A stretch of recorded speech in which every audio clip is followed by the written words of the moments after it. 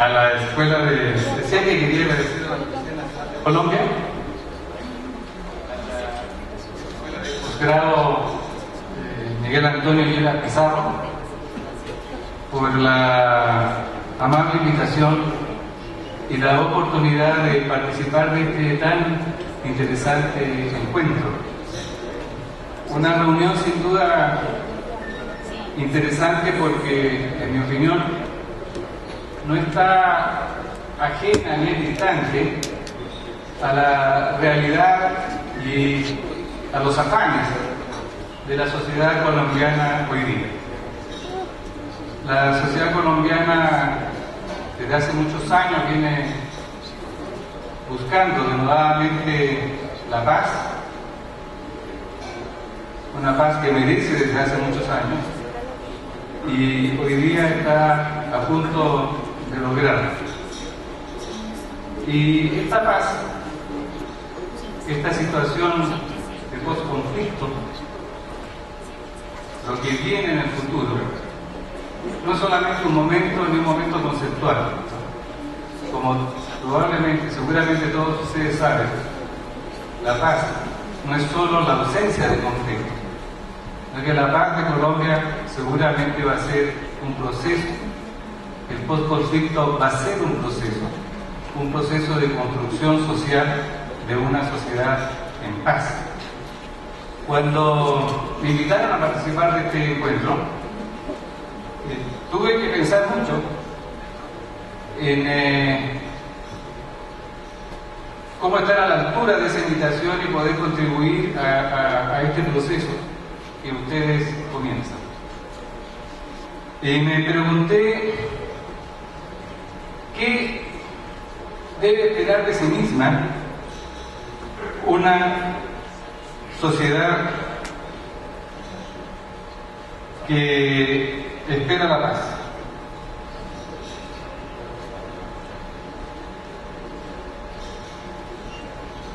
Desgraciadamente no puedo pasar las diapositivas.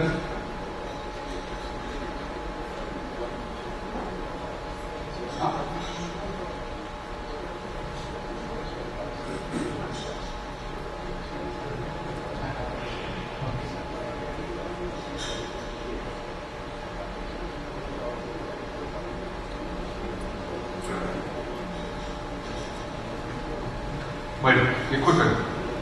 Como les decía, me pregunté qué debe esperar de sí misma una sociedad que ha conquistado, que está conquistando la paz. Y estas son mis modestas respuestas, mi modesta opinión, que quiero compartir con ustedes y que en buena medida estructuran, dan lugar, conforman la presentación que quiero hacer hoy día ante ustedes. En primer lugar, creo que una sociedad que está conquistando la paz espera de sí misma más seguridad. Una seguridad que traiga consigo. ¿Le hablo así? ¿Me oye? ¿Sí me oye? Háganlo. Decía, una paz que traiga consigo, una seguridad que traiga consigo tranquilidad y una capacidad de convivencia social. Por eso se conquista la paz, por eso se deja atrás el conflicto, para poder convivir en un ambiente de tranquilidad. Y eso es lo que llamamos seguridad. Y esa tranquilidad y esa convivencia es la que trae consigo el bienestar y el progreso. Pero también una sociedad en paz aspira a ser una sociedad inclusiva. Los ciudadanos, los colombianos, probablemente estén aspirando a la paz para poder ser más participantes de su propio desarrollo, para poder ser más participantes de su propia vida social, de su propia convivencia social. Una capacidad que puede haber estado limitada, obstruida por el conflicto, pero que ahora ya no va a estar.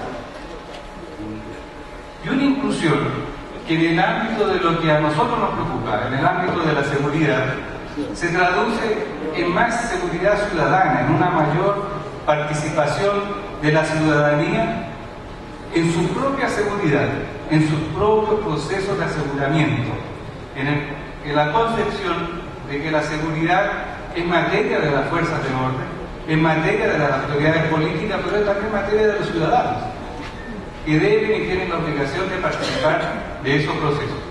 Y finalmente, creo que lo que trae consigo la paz para la sociedad es más transparencia.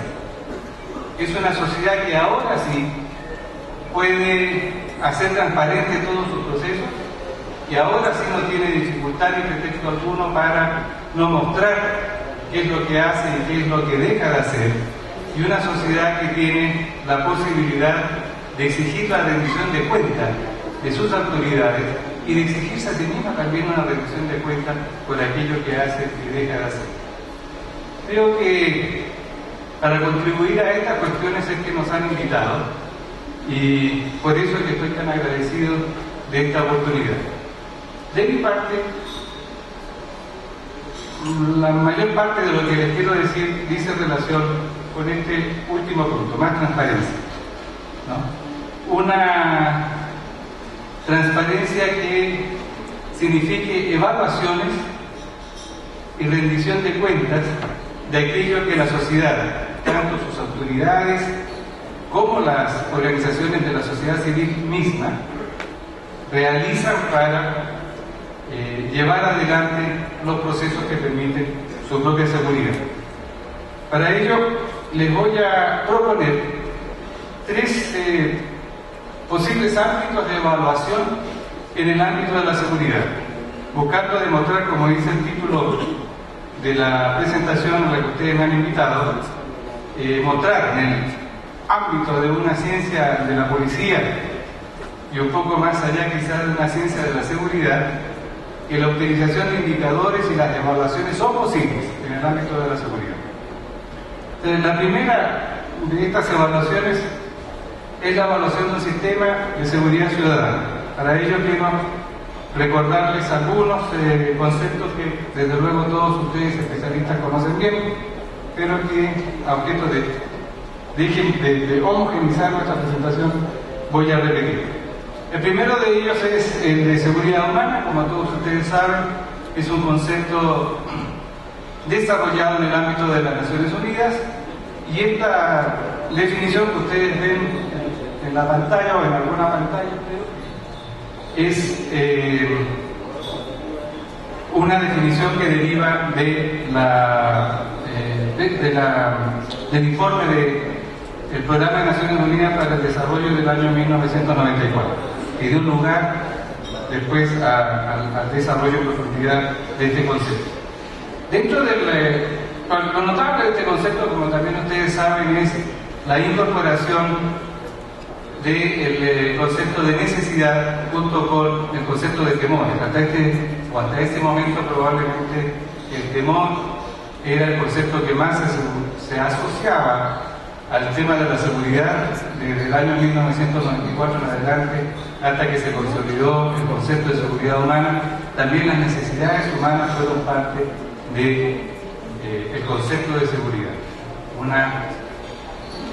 Una persona segura, un individuo seguro, es entonces un individuo que está libre de temores y libre de necesidades.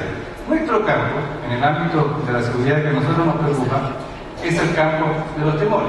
Nos preocupamos de unos seres humanos libres de temores. Y esto da lugar al concepto de seguridad ciudadana, en donde definimos la seguridad ciudadana como la condición personal, siempre objetiva y subjetiva, de encontrarse libre del temor, de la violencia y el despojo por parte de otros. Esto nos lleva a dos nuevos conceptos, el de violencia y el de despojo, pero el que me interesa subrayar en esta oportunidad es el de componente de ciudadanía dentro de la seguridad ciudadana, ¿no? Porque representa aquello de lo que hablé, a lo que hice mención hace unos minutos atrás. La seguridad hoy día, en el marco del concepto de seguridad humana, no es ya un problema exclusivo de la autoridad, no es ya un problema exclusivo de atender del Estado, sino que es un problema de la sociedad. Y dentro de la sociedad, por lo tanto, un problema también de los ciudadanos que participan progresivamente de manera activa en su propia seguritización.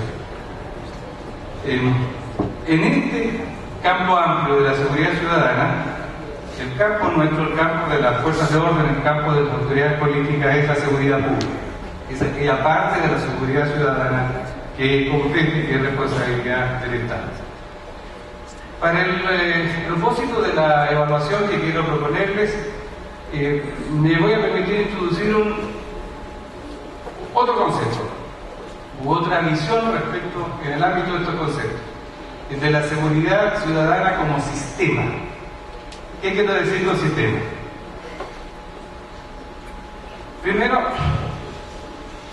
en nuestro idioma, sistema dice relación con un conjunto de partes que se relacionan entre sí racionalmente detrás de un objetivo común. Por lo tanto, la seguridad ciudadana como sistema no puede ser entendida sino como el conjunto de todas las instituciones y de todos los actores sociales, políticos, públicos y privados de la sociedad, de todos los actores sociales, en definitiva, que se enlazan entre sí, que se unen entre sí para contribuir al logro de la seguridad de los ciudadanos que habitan en un determinado país, y entiendo por ciudadanos a todos aquellas personas que en un determinado momento están viviendo en un determinado territorio nacional. La peculiaridad, lo que hace sistema a este conjunto de relaciones es que la suma de esas relaciones es superior a la simple agregado de las partes, es decir, todas ellas juntas producen mucho más que su simple agregación, y que una alteración en una de ellas va a significar una alteración en el conjunto de todas ellas, en este conjunto que es el sistema de seguridad ciudadana. Finalmente, tengan presente que un sistema de seguridad ciudadana así definido no necesariamente existe como expresión jurídica. Hay, de hecho, países en donde existen instituciones que llevan este nombre y que por lo general consisten en instancias de coordinación de organismos públicos, ¿no? Pero en definitiva, aun cuando no exista jurídicamente un sistema de seguridad ciudadana, en el sentido aquí está presentado, esto es que abarque al conjunto de los actores sociales, públicos y privados de una sociedad detrás del objetivo de la seguridad, este sistema sí existe en la realidad, ¿no? En la realidad contemporánea es verdad, es cierto, que existe un conjunto de actores, que muchos de esos actores pertenecen al mundo privado y que todos ellos diariamente se relacionan para alcanzar el objetivo de la seguridad. Bien, ¿cómo podemos describir este sistema de seguridad? ¿Cuáles son los ámbitos en el que actúa? El primer ámbito es el ámbito de las leyes, naturalmente. Las leyes son la argamasa que une a la sociedad. Las leyes, en definitiva, son las que determinan los límites de la seguridad.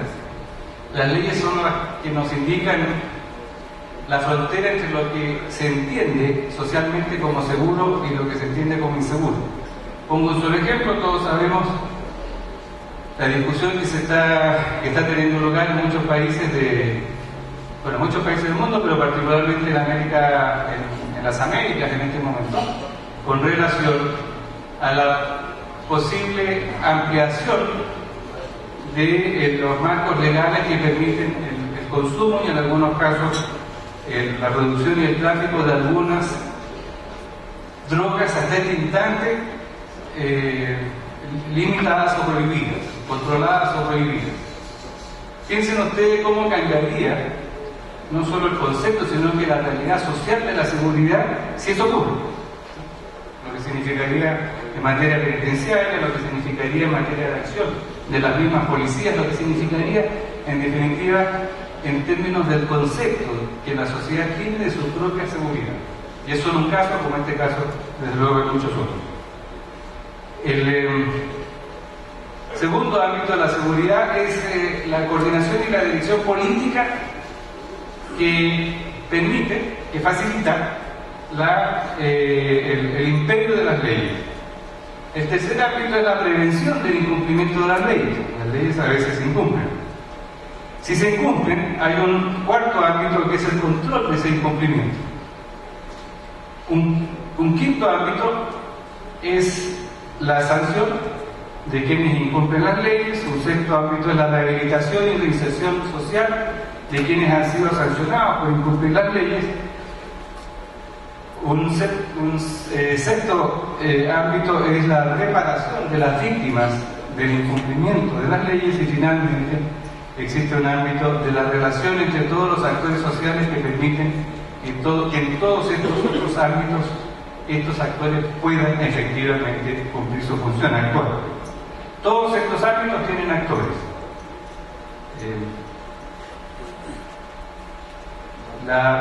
Las leyes son materia de los poderes legislativos, pero también de la sociedad civil y de los poderes ejecutivos.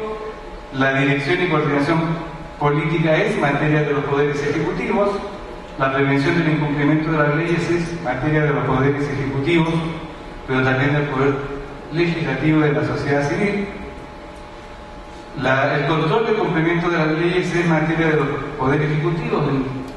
En términos constitucionales, en prácticamente todos los países del mundo, es materia de las fuerzas de orden. Y desde que Weber escribió su célebre artículo a comienzos del siglo pasado, son estas fuerzas de orden las detentoras del monopolio legítimo del uso de la fuerza. Sin embargo, también es verdad que contemporáneamente la sociedad civil es activa incluso en el control del delito. Me voy a permitir citar un solo ejemplo. Casi recientemente, se fugó de una cárcel mexicana el más célebre e importante capo del narcotráfico mexicano, Guzmán Loera, el Chapo Guzmán. Casi acto seguido, la autoridad ofreció una recompensa muy importante para aquellas personas de la sociedad civil que contribuyeran a la captura de este individuo. La autoridad misma está estimulando directamente la participación de la sociedad civil en un acto de control. Desde hace mucho tiempo entonces el control del delito y la violencia no es materia exclusiva de fuerzas de orden. Sigo la sanción del incumplimiento de las leyes en materia del Poder Judicial, la rehabilitación en materia de poderes del Estado, pero también de la sociedad civil, la reparación de las víctimas en materia de poderes del Estado y finalmente, antes de eso también me voy a permitir aquí unos minutos, aunque el reloj avanza muy acelerado, pero quiero decirles que también esta es materia de discusión, desde luego. La reparación de las víctimas no siempre es aceptada como un ámbito de la seguridad ciudadana, por distintas razones. Razones que tienen que ver principalmente con periodos recientes de nuestra historia política y la noción de que las víctimas lo son principalmente de la acción del Estado. Y por lo tanto se discute la pertinencia, la vigencia de la reparación de las víctimas como una tarea propia de la seguridad ciudadana.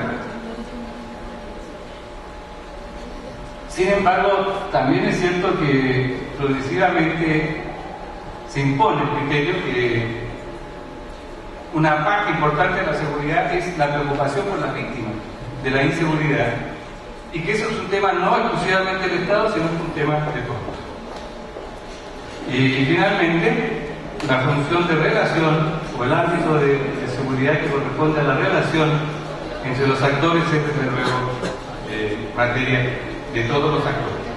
Este sistema, ¿cómo se puede representar? Perdón, antes, hablé de actores. Desgraciadamente creo que ustedes no están viendo lo que yo estoy viendo y me gustaría mucho que pudieran ver.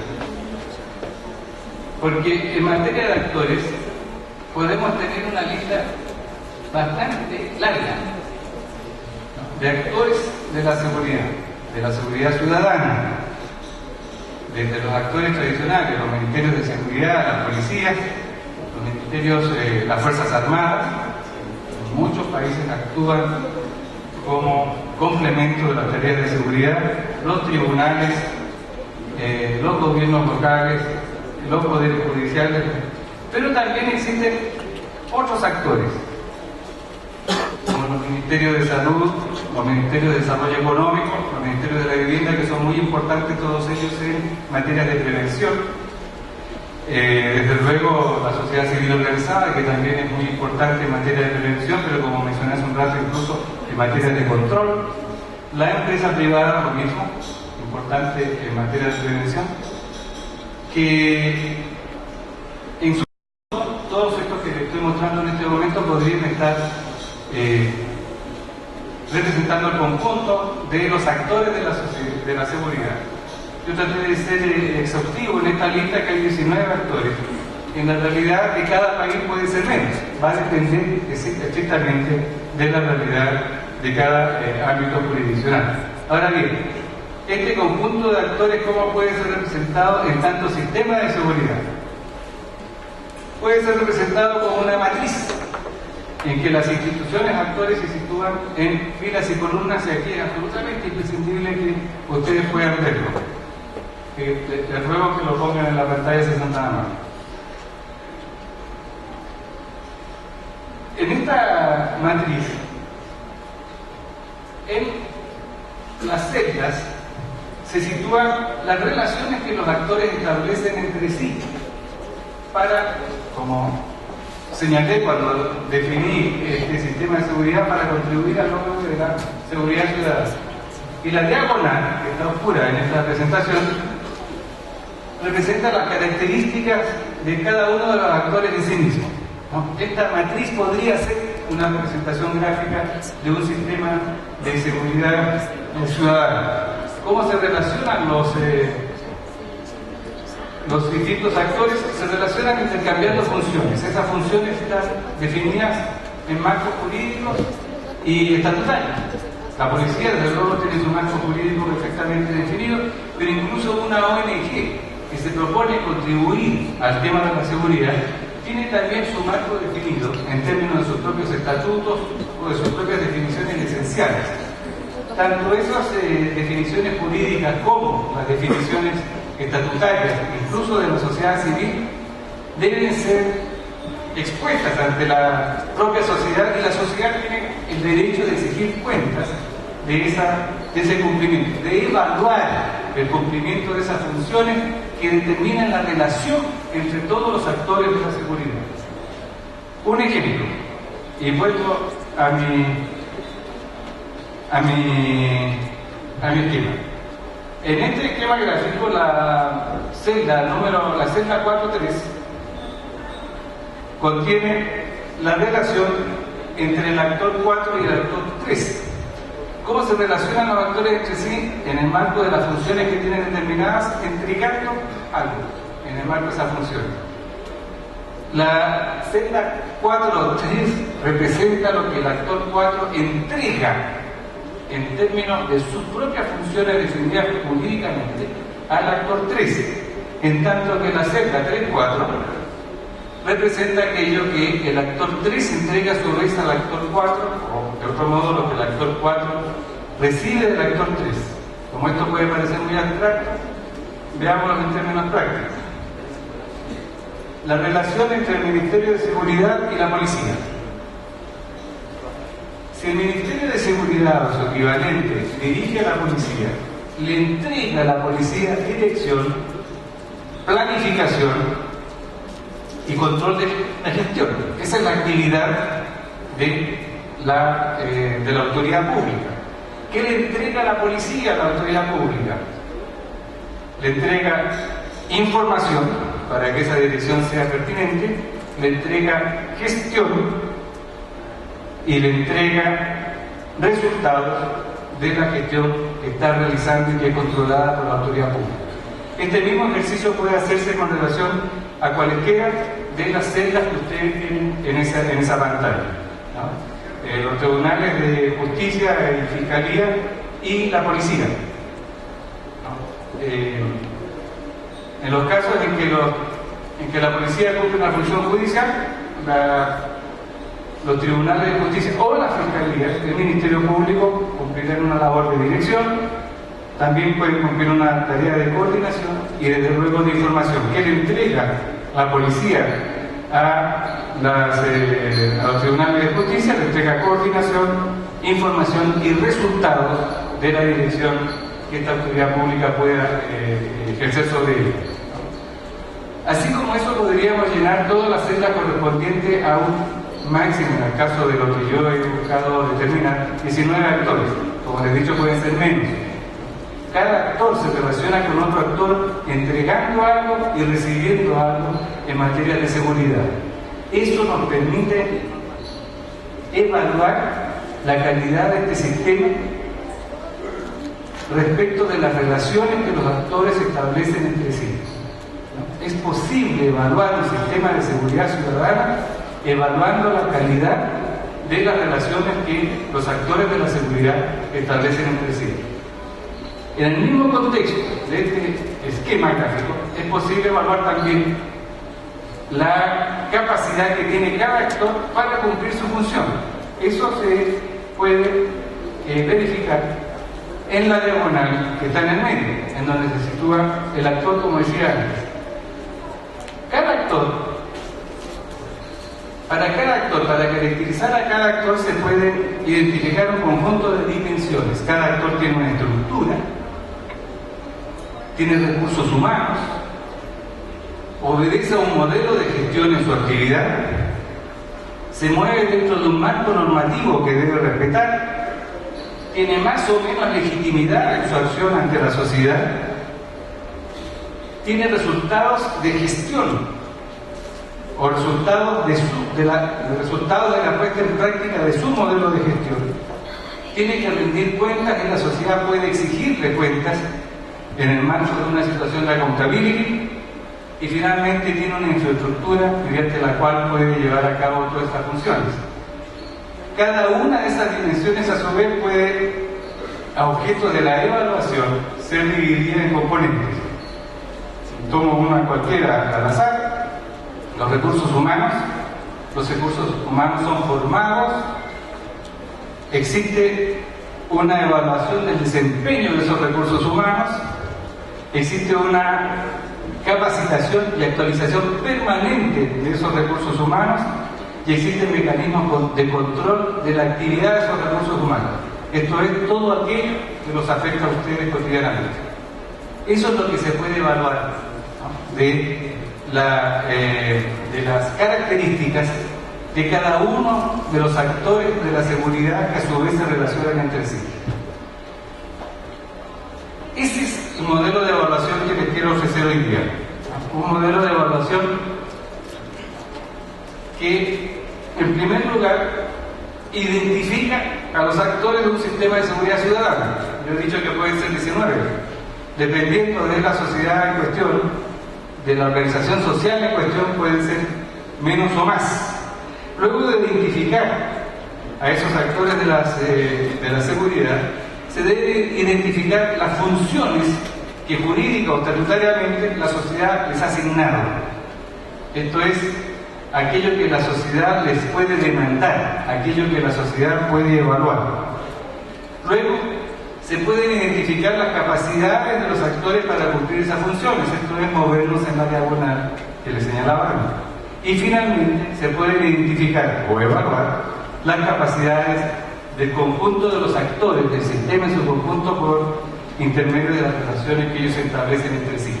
Esto es un sistema de evaluación, o un modelo, de evaluación de un sistema de seguridad ciudadana.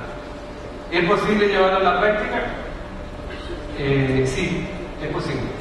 Se puede hacer mediante un sistema de entrevistas en profundidad de cada uno de los actores. Como mencionó el teniente que tan amablemente me presentó, Hasta hace poco tiempo atrás fui funcionario de la Organización de los Estados Americanos.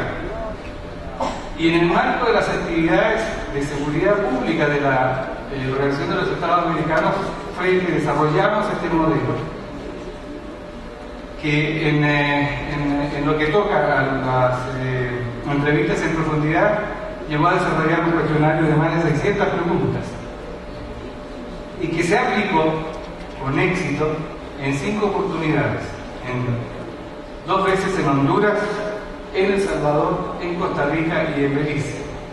La proposición que en su oportunidad hizo la OEA para la aplicación de este modelo fue que se sirviera como línea de base para futuras evaluaciones que la autoridad quisiera hacer de su propia gestión.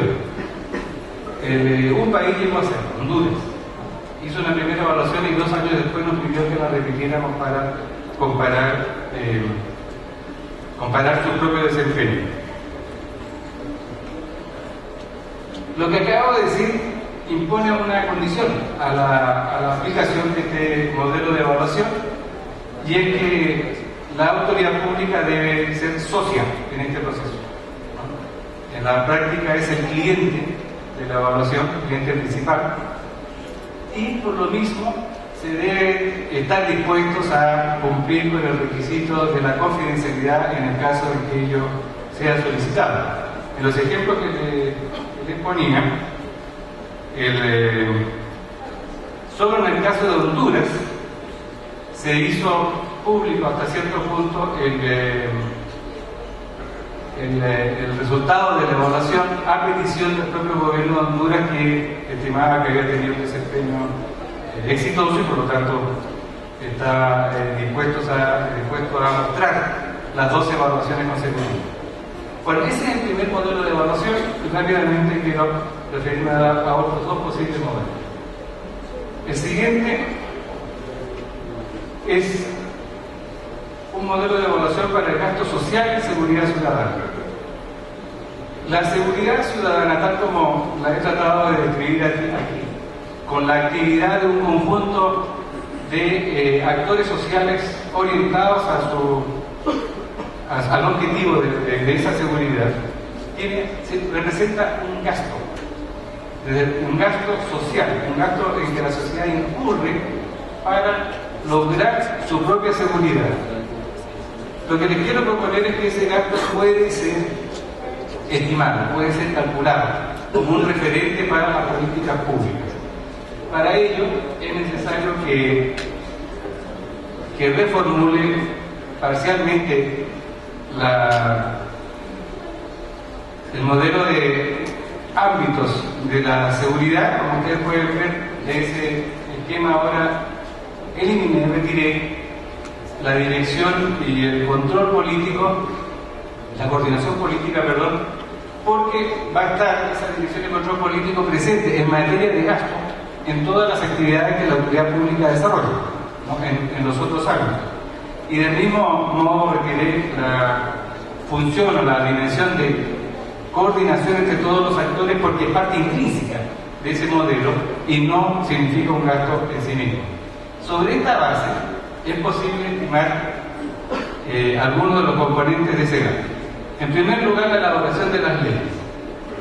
Para estimar el gasto social en la elaboración de las leyes debemos tener en consideración que actúan o gastan para la elaboración de las leyes el Poder Legislativo, naturalmente elabora leyes y por lo tanto es posible estimar el tiempo de utilización de los parlamentarios en materia de elaboración de leyes, pero también el gasto en que incurren los parlamentos para en estudios o en audiencias o en todas las actividades que pueden desarrollar para alimentar la producción de las leyes.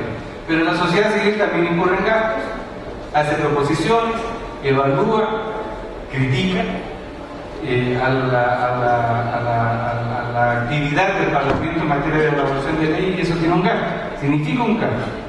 Finalmente, también el Poder Ejecutivo incurre en un gasto, puesto que también elabora leyes y las propone al Poder Legislativo. En materia de prevención, es posible identificar gastos en los que incurren los ministerios, gastos en que incurre la sociedad civil. Los ministerios elaboran leyes, puede haber una repetición que debería ser incluida en el cálculo con relación a la primera estimación de la elaboración de leyes. Las policías incurren en un gasto en su tarea de prevención. La sociedad civil incurre también en gastos en materia de prevención, elabora proyectos, en muchos casos aplica directamente proyectos de prevención. Las organizaciones de la sociedad civil incurren en gastos. El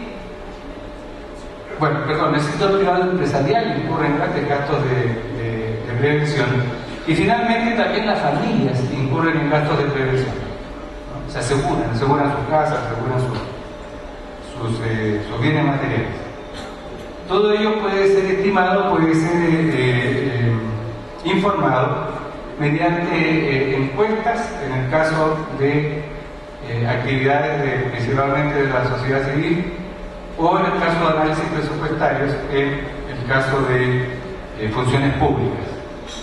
El control de cumplimiento de las leyes es todos los gastos en que se incurren en este ámbito corresponden más bien al Estado. En ellos podemos identificar claramente al Poder Ejecutivo, a los ministerios de seguridad, a la policía, al sistema penitenciario. El Poder Judicial también es parte del proceso de control. Los tribunales, la actividad de los tribunales y la actividad del Ministerio Público o Fiscalía también representan un gasto que puede ser estimado directamente a partir del análisis presupuestario. La rehabilitación y reinserción de quienes incumplen la ley significa un gasto para el Poder Ejecutivo, para el Poder Judicial y para la sociedad civil, que, como pueden ustedes ver ahí, de diversas maneras, en su accionar, irrogan gastos a la sociedad. Y finalmente, la reparación de las víctimas debe significar un gasto para el Poder Ejecutivo, el Poder Judicial y el Poder Legislativo. Un resumen de las actividades que corresponden a este modelo de evaluación significa la realización de encuestas, la realización de entrevistas y el análisis propio de quienes estén haciendo la evaluación. Las encuestas son encuestas a empresas privadas y empresas especializadas en seguridad. Las entrevistas son a instituciones del sector público y a organismos de la sociedad civil. Y los análisis propios refieren a análisis presupuestarios de organismos públicos y análisis presupuestarios de organismos de la sociedad civil. Con ese conjunto de actividades es posible llevar a la práctica una estimación del gasto social en seguridad. También quiero proponerles un modelo de evaluación del costo de la inseguridad ciudadana. Esto es aquello que motiva la organización de la seguridad de la sociedad en un sistema de seguridad ciudadana y que representa un gasto para la sociedad. En este caso debemos considerar la existencia de costos visibles y de costos sumergidos en materia de seguridad. Entre los costos visibles les quiero mencionar a la violencia contra la integridad física de las personas. Esto significa homicidios y lesiones, gastos en salud, violencia psicológica contra las personas y despojo. En materia de violencia contra la integridad física de las personas, me parece que nadie puede ver ahí, pero voy a tratar de describir.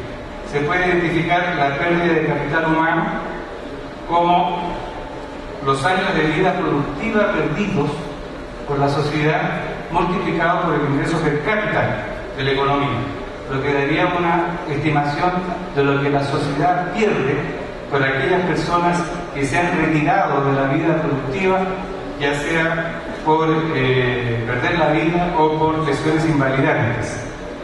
¿Qué personas estiman que se han retirado de la vida productiva? Bueno, aquellas que han perdido la vida y aquellas que han resultado con lesiones invalidantes, como una diferencia entre los 65 años, que es la edad de retiro generalizada, y la edad promedio en que estas personas fueron retiradas de la vida productiva. Ese cálculo es posible, no es un cálculo complejo. La información puede obtenerse en el caso de homicidio de estadísticas oficiales, en el caso de lesiones en encuestas a salas de urgencia. Gastos en salud, que es el segundo tipo de gasto que tenían ustedes en la pantalla, en materia de violencia contra la integridad física de las personas. Son los gastos en que la sociedad incurre en atención médica por lesiones producto de la violencia o la violencia delictual. Les voy a rogar que mantengan en la pantalla lo que les estaba mostrando porque quisiera de guía, aunque no se pueda leer. El indicador que permite la obtención de la información sobre este tema son los gastos en atención médica por lesiones que pueden obtenerse de encuestas a hospitales, clínicas y otros centros de salud. Otro tipo de violencia que se ejerce contra los ciudadanos y que tiene un costo, lo que he llamado violencia psicológica contra las personas, para incluir ahí secuestros y extorsión. En los casos de secuestro y extorsión pueden significar también violencia física, pero les ruego que me permitan organizarlo de esta manera solo para objeto de un orden en la posibilidad del cálculo. El indicador en el caso de este tipo de violencia psicológica, esto es de secuestros o de extorsiones, es el pago, la transferencia de valores de las víctimas a los victimarios. Esto significa transferencia por pago de rescate, por pago de extorsión. El método de obtención de la información debiera ser en primer lugar el registro de denuncias. Sabemos que los registros de denuncias en algunos casos o en muchos casos son limitados, y sobre todo en este tipo de delitos, las víctimas en muchos casos tienden a no denunciar el delito cometido. Por lo tanto, en sustituto de los registros de denuncias, se pueden utilizar encuestas de victimización que nos darían una referencia, una estimación de los valores transferidos desde las víctimas a los victimarios. El despojo es el tercero de los elementos ahí relativos a costos económicos visibles. Incluyo aquí a robos y hurtos, incluye asalto a casas y oficinas. El indicador de robos y hurtos, nuevamente la transferencia del valor de víctimas a victimarios, y nuevamente el indicador o el método de obtención de la información debiera ser el registro de denuncias, o en sustitución del registro de denuncias las encuestas de victimización. También existen delitos económicos, defraudación pública y privada, estafas. Nuevamente aquí el indicador de la transferencia de valor y el método de obtención de servicios, denuncias o encuestas de victimización. Y un último tipo de despojo es el vandalismo, que se practica en contra de bienes públicos y de bienes privados.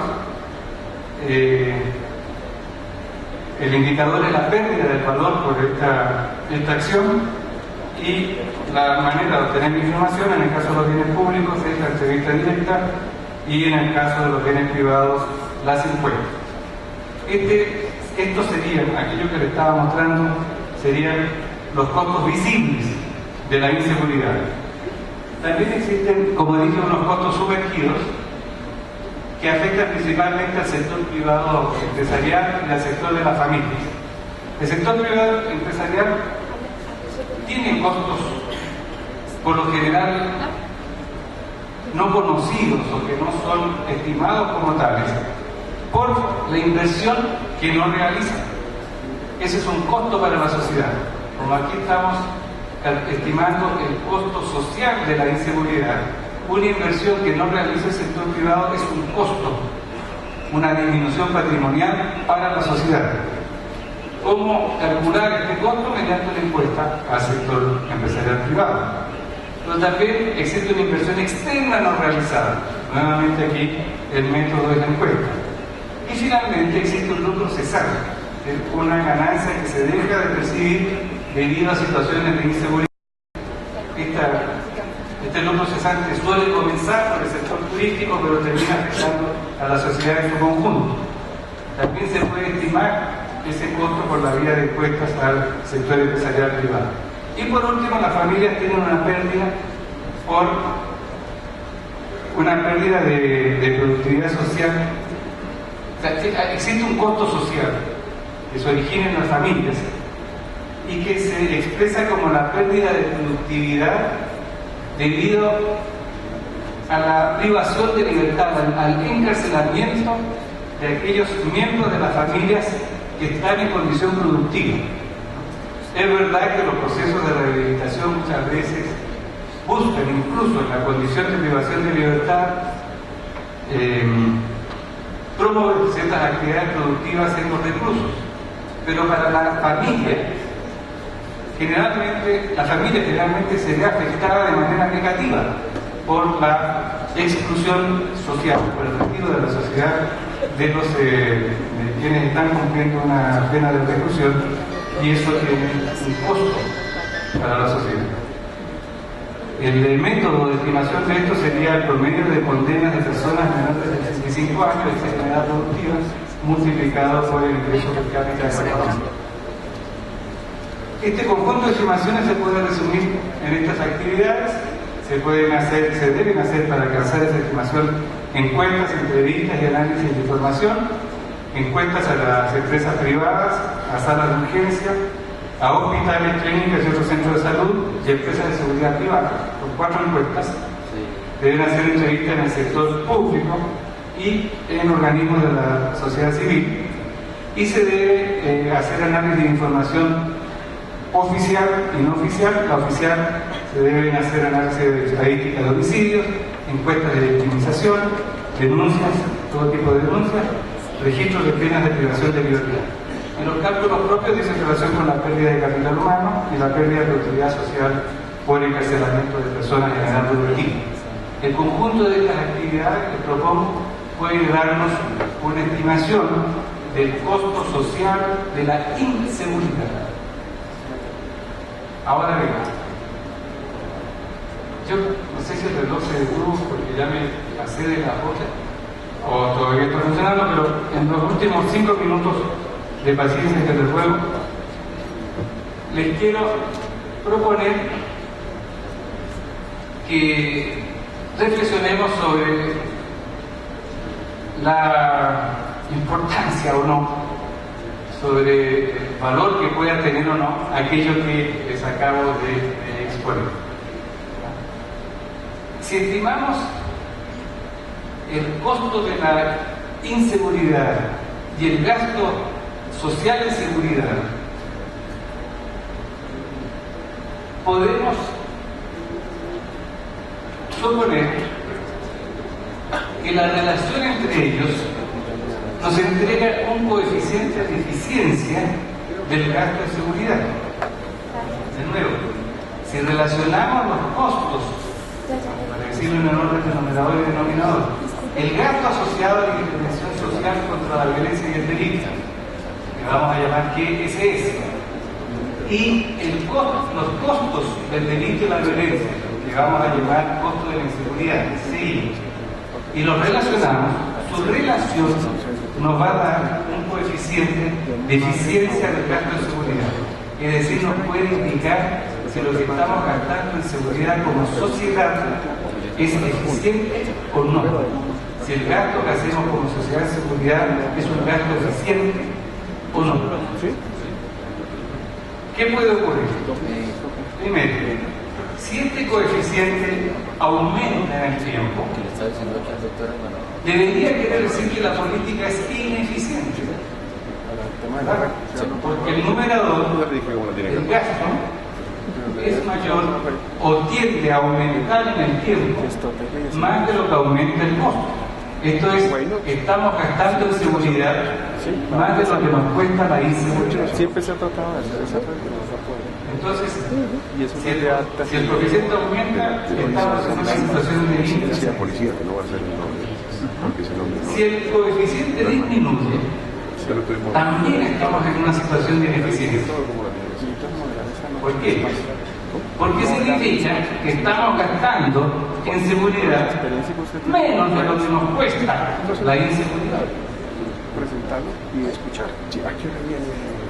Esto es, tanto se aumentan ambos términos, el numerador y el denominador en el tiempo, como si se mantienen estables, pero siempre el denominador, el costo de la inseguridad mayor que el gasto en inseguridad. Por lo tanto, se puede concluir que la condición necesaria para que la política pública y la acción social sean eficientes es que el coeficiente de eficiencia del gasto en seguridad sea igual a 1 en el tiempo. Es decir, que gastemos lo mismo que nos cuesta la inseguridad, que no gastemos ni más ni gastemos menos en seguridad de lo que nos cuesta la inseguridad. Sin embargo, esto puede ser una paradoja, ¿verdad? Porque puede significar que en el tiempo están aumentando o está aumentando el costo de la inseguridad y paralelamente el gasto el costo de la inseguridad y paralelamente el gasto en seguridad. Podríamos llegar al absurdo de que el costo de la inseguridad sea tan gigantescamente grande que todo el presupuesto público sea dedicado exclusivamente a la seguridad. Por lo tanto, tiene que haber una condición suficiente para que el coeficiente de eficiencia del gasto en seguridad sea eficiente. Y la condición suficiente es que ambos términos de la relación, el numerador y el denominador, el gasto y el costo, tiendan a cero en el tiempo. Es decir, que el coeficiente debe ser igual a 1, pero sus términos deben tender a cero en el tiempo. De este modo, si llegamos a una situación en la que el costo de la inseguridad, esto es, el denominador de esta relación, es igual a cero, aritméticamente, solo aritméticamente, tendríamos una situación en la que el gasto social en seguridad sería infinitamente eficiente. Porque cualquier relación en la que el denominador es igual a cero, es decir, cualquier número dividido por cero es igual a infinito. Pero si ambos términos llegan a cero, que es lo que está como condición necesaria, puesto que esto a su vez dividido por cualquier número es aritméticamente indeterminado, llegaríamos a una situación de indeterminación. Por lo tanto, para que esta relación que yo he escrito ahí, para que el coeficiente de eficiencia sea infinitamente eficiente, el numerador debe ser un número real positivo. Y esto significa que una política de seguridad eficiente, realmente eficiente, por lo tanto, es aquella en la que un costo de la seguridad es igual a cero, pero sí existe un gasto en seguridad. ¿Qué gasto es ese? Si esto fuera un diálogo, me parece un curso de preguntaría, ¿qué gasto puede ser ese? Estamos en una situación en la que no hay inseguridad, en que no hay delitos, pero igual tenemos que gastar algo en seguridad. ¿En qué gastamos? En prevención, exactamente. Entonces esto no es irreal, ¿no? Esto que le estoy proponiendo me parece no es irreal. Podremos calcular y buscar como una situación ideal en el tiempo, una en la que los términos de una relación de eficiencia, de gasto y costo, gasto de seguridad y costo de la inseguridad, se mantenga como uno, pero tiendan a cero en el tiempo y manteniendo siempre un mínimo gasto en seguridad relativo a la prevención. Bueno, queridos amigos y amigos, esto era lo que quería ofrecerles, para la conversación, y les agradezco mucho su atención y su paciencia.